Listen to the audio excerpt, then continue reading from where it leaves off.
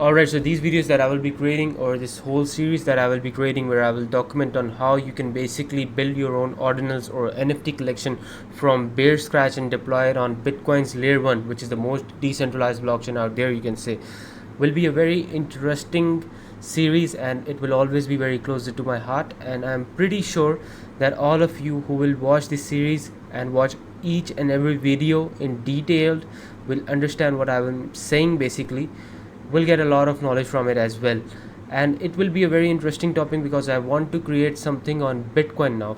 Why am I deploying my NFT collection on Bitcoin? Why not ETH, or why not, you can say, Sol? Because ETH and Sol are much more convenient blockchains because they have a higher TPS, you can say. The transaction per second speed is much smoother and higher. Also, the gas fees here are much lower, and most of these NFTs collection, that basically the whole NFT season started from ETH and then it went towards Sol, you can say. On Solana is basically now known for meme coins. So why am I even deploying a NFT collection? Why not a meme coin? Because most of my audience know me because of meme coins, so I can pretty much deploy a meme coin very easily. It will be very easy for me to market it. The first thing that I want to tell you guys is that if in something people are only in it for money and not passion and all, that thing is going to die. And that is what we are seeing with meme coins right now. There are people who are funding meme coins. These are the same people who were like saying that meme coins are the next biggest thing. I still believe that meme coins can never die. It will always be there because you can now tokenize anything on blockchain via making a meme coin for it, you can say, or via these tools that are developed on Solana specifically. Anyways, coming back to our topic, why I'm playing on Bitcoin. First of all, Bitcoin is simple, and Bitcoin is the most decentralized blockchain out there. And the main reason that most people are shifting towards crypto or Web3 or any blockchain out there is because they want decentralization. Else they can use PayPal, else they can use Stripe and Cash App and all, right? So most people who are shifting towards blockchain and are actually using blockchain for their daily routine activities, they are certainly using Solana more than Bitcoin and ETH more than Bitcoin because they are much convenient and much easy to interact with. They have better UIs. They are not as complex as Bitcoin, you can say. But Bitcoin in a way is simple as well because it is just telling you that I am decentralized. That's it. It doesn't have these complex UIs. It doesn't have any of these, you can say, like, there is not much development on Bitcoin, even though it is the first blockchain in existence, and it has the most amount of historical significance. It has the most amount of decentralization, which is the most important thing, which is above TPS and which is above gas fees, which is above convenience. That is your security, which is decentralization. Coming back to the topic, Bitcoin right now is like at, I think it is at $117,000. Let's just confirm it. I'm refreshing the site here, and till then we will actually see the amount of the number of active addresses that are on Bitcoin right now, and they are significantly low. Like, they should be around 10 million right now, but they right now, at the price of when Bitcoin was like $111 or $119,000, the amount of activity on Bitcoin, the total number of active addresses on Bitcoin were only 775,000 active addresses that were actually live on Bitcoin's blockchain. And if I compare it with when Bitcoin was you can say at $16,000, the number of active addresses on Bitcoin were almost 1.2 million active addresses, which were constantly you can say interacting with things on blockchain or developing on blockchain, or basically even just storing their assets on blockchain. At least they were active, you can say. But right now there's a very less activity on Bitcoin's blockchain. That just makes me think that Bitcoin right now is just overvalued and overhyped. Now, if we talk about overvalued and overhyped, I want to get into this topic that Bitcoin is a digital, or you can say an electronic peer-to-peer cash system. It is not digital gold. It is not a great store of value, and that is what Satoshi told us in his white paper, and that is the basic ideology behind Bitcoin, and that is for it to be a peer-to-peer electronic cash system, not a digital gold or not a great store of value, which means that there should be more people developing on Bitcoin. It can be an NFT collection, it can be deploying a meme coin, it can be a DApp, it can be anything, but there should be more development on Bitcoin, so Bitcoin can actually reach its logical price and it cannot be taken as an literal investable asset, you can say. Now there are these ETFs being launched on Bitcoin, off of Bitcoin, Then there are these organizations, institutions, these hedge funds getting into Bitcoin, approving their ETFs. There are these countries trying to legalize it.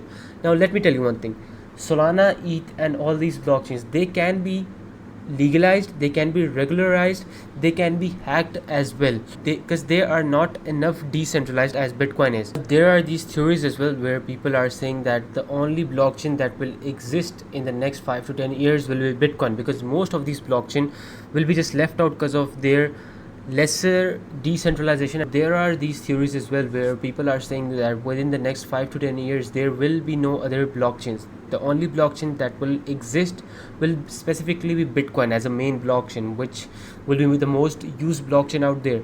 Like the Bitcoin's layer 1 will be the most used because of its decentralization, and I personally think that that can happen as well. But again, that is a very detailed and very complex topic on which we can literally talk for hours, and I will recommend like following me on Twitter, because in few of these spaces that I usually do, I usually talk about these topics in detail. So anyways, coming back to the topic on why I want to launch my NFT collection on Bitcoin. First of all, Bitcoin is simple, Bitcoin is decentralized.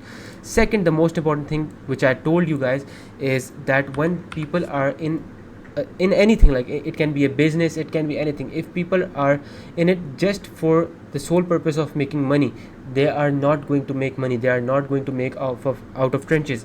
And that is why we are seeing so much PvP around meme coins and so much PvP around any of these chains, and even NFTs like Pudgy Penguins, like the Bored Ape Yacht Club. There was this so much PvP, and people were literally in it for like literal money. So that is the major reason why these NFTs, like specifically the Bored Ape NFT, was literally trading at 100 ETH when ETH was at like $4,000. So that is like $400,000. That was its floor price, and right now they were even trading below 12 ETH, which means that it is like a minus 1000% almost. That is because that there was so much illogical hype, there was so much of this overvalueness, and like these celebs getting and just promoting it as a sole investable asset. And if I launch a collection on ETH or on Sol, it will be much easier for me to market it, and it will be much easier to me for me to deploy it, and it will be much easier for all of you to buy it. But I don't want it, because I have deployed NFTs on ETH and NFTs on Polygon specifically, and I will show you as well. But now those collection don't exist because they have to pay these drives to store their metadata for a while there. But on Bitcoin, it will be existing there for centuries, as you can say. As long as there are network validators on Bitcoin, my NFT will exist on Bitcoin, which means that my NFTs will be written in the history, or my ordinals will be written in the history of Bitcoin. You can somehow say that.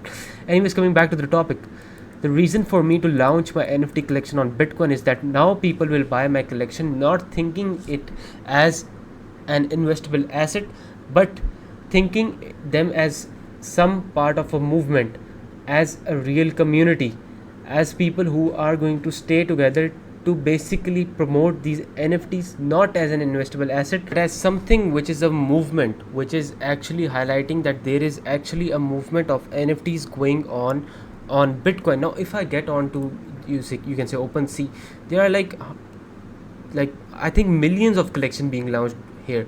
But again, most of these collections don't exist now because due to inactivity they have to delete those collections. And if people have bought certain NFTs from a collection, and if that collection doesn't have that much of activity, they are basically just going to delete that collection, because to store the metadata on these drives, it usually takes up a lot of space and money. Anyways, coming to my most favorite collection, it is not Bored Apes, it is CryptoPunks, you can say. Why CryptoPunks? CryptoPunks are simple, and these were the major NFTs that started this whole NFT movement on ETH specifically. Now the major news that got most of the people into NFTs were this Indian guy buying a piece of art of I think Beeple for almost $70 million. But the major NFT collection, which were literally giving for free, and that is why the name is Punk, you can say, because they were literally given for like $0, and you just have to pay the gas fees. And that is something which I will probably make in my NFT collection as well, that I will probably list it for free, and you just have to pay for the inscription and for the gas fees, and that's it. You will be able to obtain that NFT, which will exist forever on Bitcoin's L1. Now there is a huge difference between ordinals and NFT. Coming back to the top, we will come back to the topic again. These videos are just complete raw, they are non-edited, so sometimes I stutter and all because my English is not that good as well. Anyways, coming back to the topic, these NFTs, there is a difference between NFTs and ordinals. You cannot technically make NFT on Bitcoin. You cannot store the actual metadata, the rarity and all these attributes on Bitcoin. So then there are these L2s that help you store that certain metadata, but it will be stored on L2. That is something which I don't want to do.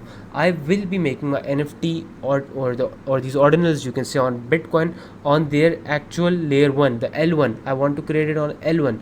So we will be inscribing these I will say NFTs so you guys can actually understand it much easily. We will be inscribing these images or these NFTs onto a Satoshi. Now I will make a complete video explaining you the difference between ordinals and NFTs. But again, these are the major reasons that I am actually launching a NFT collection on Bitcoin. Now again, none of the artworks have been created, none of these things have been created. I will be building it from scratch. The attributes, the traits, the Discord, the website, the artwork, each and everything will be documented and will be shared with all of you. So if you guys want to actually deploy your own collection on Bitcoin layer 1, because at the end of the day I want to promote Bitcoin blockchain and I want people to develop on Bitcoin blockchain, and that is something which major of these crypto whales are also doing, like Jack Dorsey, you can say, or most of these people who adopted Bitcoin when it was like barely born, you can say. Like even Jack Dorsey have made these platforms which lets you use the actual Bitcoin L1, which is this BitChat platform, you can say. Anyways, coming if we come on onto our Twitter, you can see few of these sneak peeks, but these are just prototypes, you can say.